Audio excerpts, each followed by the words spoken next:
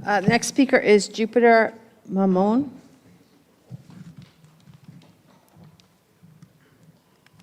How you doing? Hello. All right. Hello, everyone. My name is Jupiter Ramon, currently a junior attending Smithtown High School East. Before I begin, I'd like to thank you all for your time for allowing me to share my thoughts with you. As most of you in this room know, there was recently a peaceful walkout outside of High School East in which I participated. The ultimate goal of the event was to have students express their concerns about LGBTQ-related issues within the building. Now, I want you all to close your eyes and picture this. You're a high school student and are openly gay to your classmates. The bell just rang, and you've begun walking to your next class. When suddenly, the kid behind you rips your backpack off your back and shoves you to the ground. Before you even have time to react, your face reaches impact with the tile floor. While you're lying there, helpless and in pain, the same kid starts throwing out derogatory slurs, such as faggot. A single teardrop trickles down the side of your face as you're struggling to get yourself off the ground. Now, I want you all to open your eyes and take a moment to silently reflect on the scene that just played out in your mind.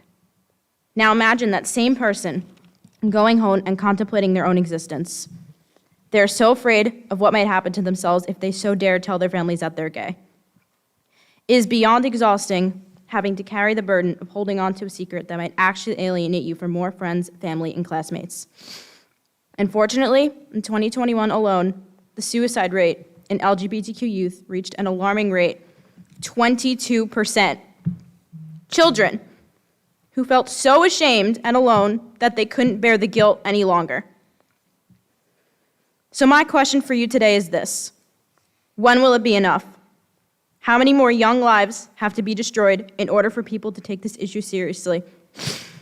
Why is it that we have to advocate for basic decency and equality just because of how we identify and who we love? A few weeks ago, a community member described our LGBTQ youth as using fantasy pronouns.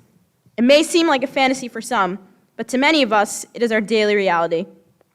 As a student who has faced blatant discrimination in the hallways of Smithtown East, I'm speaking out on behalf of anyone who has unfortunately encountered homophobia because they are constantly pressured to conform with the standard ideology of heterosexuality. If you're going to take anything from my speech today, let it be this: the underlying controversy over providing protection for the LGBTQ community in Smithtown Central School District must come to an end. The safety of students should not be inconsistent when it comes to their sexual orientation. The words equality and inclusivity should not be dirty words. We should be striving for all students to be seen and heard. Enough is enough. This is never going to stop until we have the support of our community members. I am asking for the Board of Education, the superintendent, teachers, and community members to denounce discrimination of anyone so that Smithtown students feel safe to learn, grow, and prosper within our schools. Thank you.